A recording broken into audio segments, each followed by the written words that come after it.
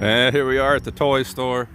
They got all kinds of side-by-sides up here at Lexington Motorsports. And the cool thing about this store is they have all the brands, so we can look at everything all at once. And this one, of course, is a Yamaha Wolverine. Basically what I'm looking for, this is a used one, but I need something that's going to be comfortable where I'm a fairly tall guy. You know, I don't want something where I'm going to be all cramped up in it. So the plan for today is to look through a bunch of these things. I'm going to check out the Wolverine, going to check out the Polaris, the Can-Ams. Would be really cool if they had a Kawasaki KRX. I'd like to sit in one of those and kind of get a feel for it and see which one is the most comfortable. So this one right here obviously is the RZR Turbo. It's got the Dynamix active suspension system on it. It's a used one, but you know, I've sat in the there's a Teryx right there, a used Teryx. I sat in it. There's a Yamaha YXZ 1000R down there that I sat in, and these Polaris machines, and I really didn't like the Teryx. It was kind of strange. Felt more like a utility bike, kind of like a Polaris Ranger or something. You sat real high in it. So I'll go down through here and see what else they got. Yeah, now we're talking. This is the new Polaris RZR Pro XP, and this thing is sweet. Oh yeah, look at all that leg room. I'm about 6'3". I've got tons of leg room. The seats in this thing, they feel like car seats. I mean, this thing is awesome. You could ride something like this. I mean, you can just tell you could ride this all day long and not get tired. Plus it's got the ride command system already in it with the radio and the GPS and all that.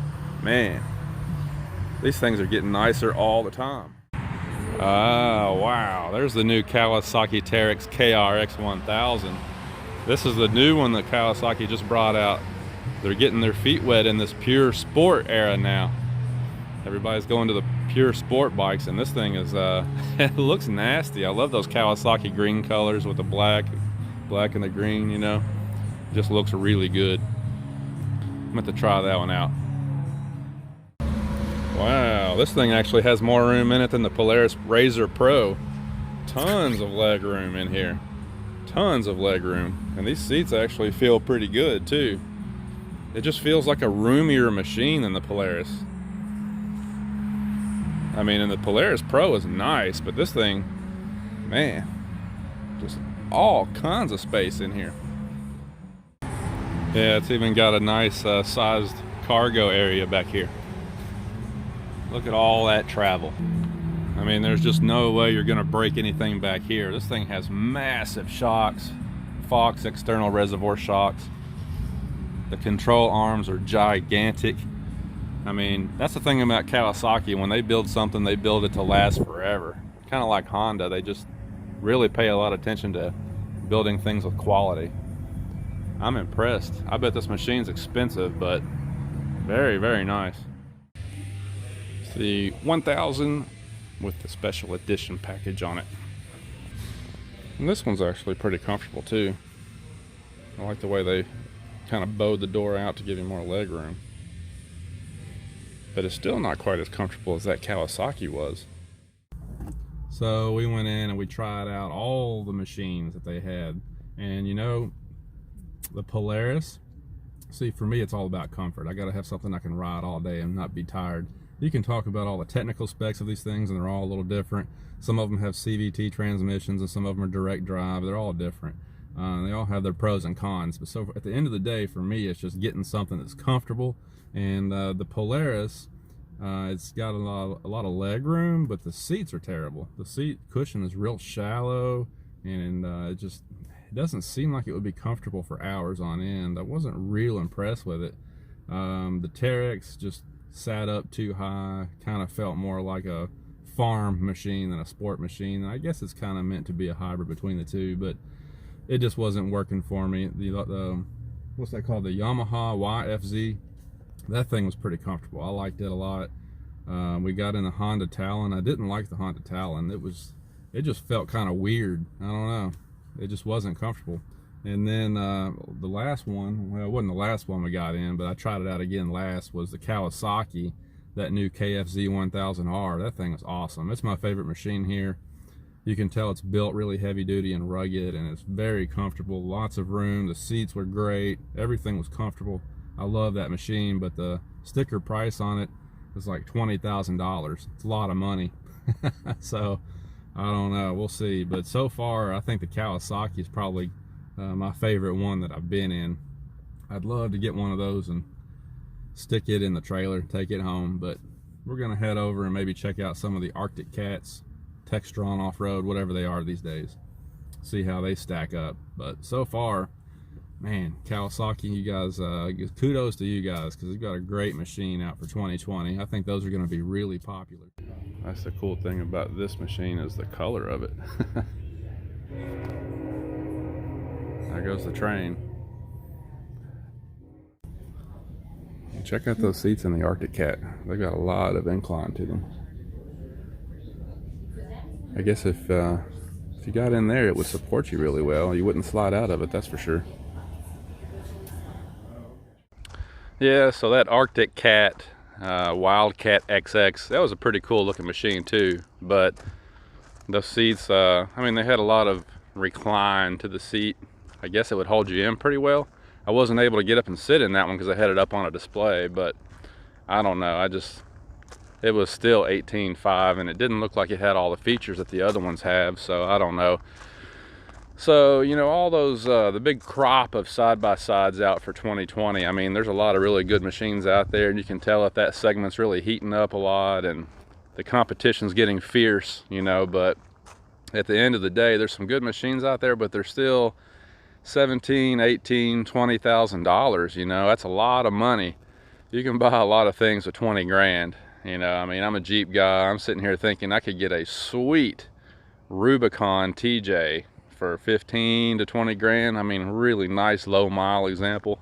So, but I guess with a TJ Rubicon, you can't blast through the woods, and we've got a Jeep Gladiator to go in the woods and do some, you know, trail riding with. I'm looking for something that we can blast through the woods, or maybe take out in the dunes. You know, we've got some off-road parks around the area that have some, you know, basically it's kind of like an old mining operation, and you know, the leftover materials, they have these big mountains, you know, that you can, it's real soft material, you can climb them and everything. It'd be a lot of fun to have something you can blast around on, I guess. And that's kind of why I'm looking at these things, but I don't know, I just can't make up my mind if I want to spend that kind of money on something that's just a toy, basically. Seems like a lot of people are doing it though. I mean, that place we went to just a little while ago, they said on a good Saturday they're selling between 30 and 35 units a day. So, you know, getting into side-by-side sales right now would probably be a good thing to get into. That market's just blowing up. But yeah, I mean, after all the ones we looked at, I really like the Kawasaki the best. You know, I could probably get it for around 19, but it's got everything in there. As far as being able to have fun with it, and the dependability, the warranty, you know, it's going to be a quality machine for a long time. It looks awesome. It feels good sitting in it. I think it was my favorite. And then the Yamaha was probably a close second. I was surprised that I didn't like the Honda very much. I thought maybe I'd like it a little better, but I didn't. So, I don't know. If I get one, I might have to save the pennies and try to go for that Kawasaki. What do you guys think? I know that obviously Polaris sells the most of them. They're by far the leader, you know, in that market. But the leader, being the leader and selling the most, doesn't necessarily mean you have the best machine, you know. So we've gotten into that time of the year now where it's wet, cloudy. You know, it was so hot and so dry up through the 1st of October, but now we're getting into that wet, cloudy, dreary season of the year. The next 4 or 5 months, everything will be wet. And what that means is the trails are good to ride right now because it's not hot anymore. It's not dusty anymore. You know, the temperature's moderate and the trails are wet. This is the best time of year to be riding. So that's something else to consider, I guess. But old trailer sitting down there in the woods by itself next to the tree line, and I got to get busy getting it ready to go camping. And you know, Christmas is coming up too, so that kind of puts a damper on plans to maybe buy a toy. I don't know, we'll see. I'll keep thinking about it.